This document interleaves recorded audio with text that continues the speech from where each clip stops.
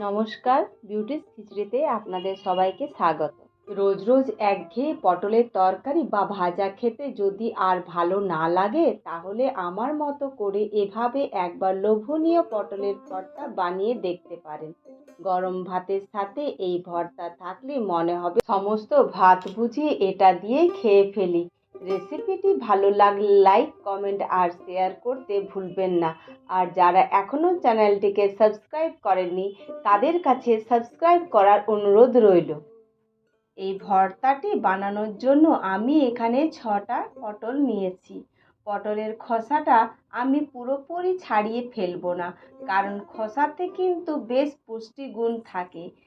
একটা ছুরি দিয়ে আলতো করে পটলের ওপরে আস্তরণটা এভাবে একটু চেঁচে নেব।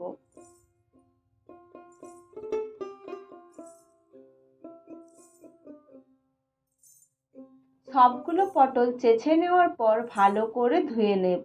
ধোয়া হয়ে গেলে পটলগুলোকে ছোট ছোট টুকরো করে কেটে নিতে হবে। যেহেতু পটল আগে থেকে ধোয়া আছে, তাই কাটার পর আর ধোয়ার প্রয়োজন নেই।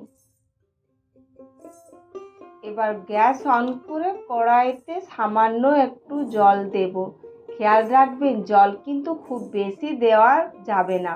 এবার কেটে রাখা পটলগুলো কড়াইয়ে দিয়ে জলের সাথে একটু মিশিয়ে নেব এবং ঢাকা দিয়ে পটলগুলোকে ভাপিয়ে নেব। জল কম দেওয়ার কারণ হলো পটল ভাপানোর সাথে সাথে জলটাও যেন পটলের মধ্যে শুকিয়ে যায়। ভাপানো জলটা ফেলে দিলে কিন্তু সবজির আসল পুষ্টিগুণ নষ্ট হয়ে যায়। মাঝে মাঝে ঢাকনা খুলে একটু নাড়িয়ে চাড়িয়ে দিতে হবে।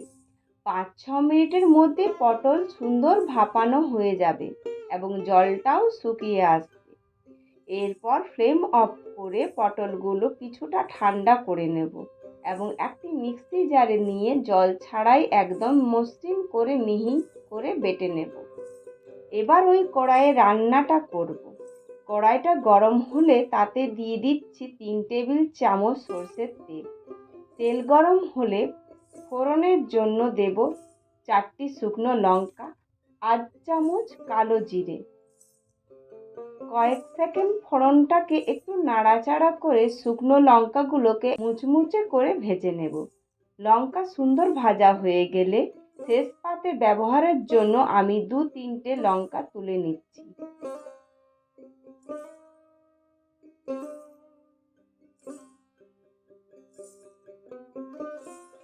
আর বাকি লঙ্কাগুলোকে খুন্তি দিয়ে একটু ভেঙে দিচ্ছি, যাতে এর ঝাল ও ফ্লেভারটা তেলের মধ্যে চলে আসে। তেলের মধ্যে আমি দিয়ে দেবো 2টো চেরা কাঁচা লঙ্কা। এরপর এতে দেব থেতো করে রাখা রসুন। এখানে আমি প্রায় 9 কোয়া রসুন থেতো করে নিয়েছি। লো ফ্লেমে রসুনটাকে 1 মিনিটের মতো নাড়াচাড়া করে নেওয়ার পর একটা মাঝারি সাইজের কুচনো পেঁয়াজ। এই ভর্তাটা পেঁয়াজের পরিমাণটা একটু বেশি দিলে খেতে বেশি ভালো লাগে। এবার সময় নিয়ে পেঁয়াজটাকে সুন্দর লালচে করে ভেজে নিতে হবে। যে কোনো ভর্তাতেই পেঁয়াজের এই লালচে করে ভাজা ফ্লেভারটা কিন্তু দারুণ লাগে। পেঁয়াজ ভাজা হয়ে গেলে এর মধ্যে দিয়ে দেব সামান্য একটু হলুদ গুঁড়ো, একদম অল্প একটু লাল লঙ্কা গুঁড়ো। মশলাটা ভালো করে মিশিয়ে নিয়ে এর মধ্যে বেটে রাখা পটলের মিশ্রণটি ঢেলে দেব।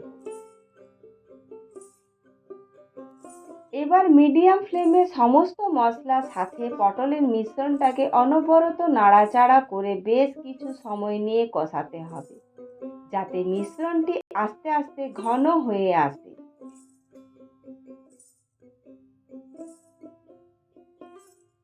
এই পর্যায়ে দিয়ে দেব পরিমাণ মতো লবণ আর সামান্য কয়েক দানা চিনি। আপনারা যারা মিষ্টি পছন্দ করেন না, তারা চিনিটা বাদ দিতে পারেন। এবার কষাতে কষাতে যখন পটলটা বেশ ঘন হয়ে আসবে, তখন ওপর থেকে দিয়ে দেব 1 চামচ সরষের তেল আর আগে থেকে তুলে রাখা ভাজা শুকনো লঙ্কা। হাত দিয়ে একটু গুঁড়ো করে মিশিয়ে দেব। যে কোনো ভর্তায় এই কাঁচা লঙ্কা, সরষের তেল আর ভাজা লঙ্কার কম্বিনেশন স্বাদটাকে দ্বিগুণ বাড়িয়ে দেয়। তেল আর লঙ্কা মেশানোর পর মিডিয়াম ফ্লেমে আরও কিছুক্ষণ নাড়াচাড়া করতে হবে, যতক্ষণ না কড়াইয়ের তলার থেকে ভর্তাটা প্যান ছেড়ে গোল হয়ে উঠে আসছে এবং হালকা ব্রাউন কালার ধরছে। ব্যাস, আমাদের একদম গরম গরম লোভনীয় পটল ভর্তা পরিবেশনের জন্য তৈরি। আশা করছি আমার আজকের এই পটলের ভর্তা রেসিপিটি আপনাদের খুব ভালো লেগেছে। বাড়িতে অবশ্যই ট্রাই করবেন আর কেমন লাগলো কমেন্ট করে জানাবেন। আজকের মতো এই পর্যন্তই। আবার হাজির হব নতুন রেসিপি নিয়ে। ধন্যবাদ।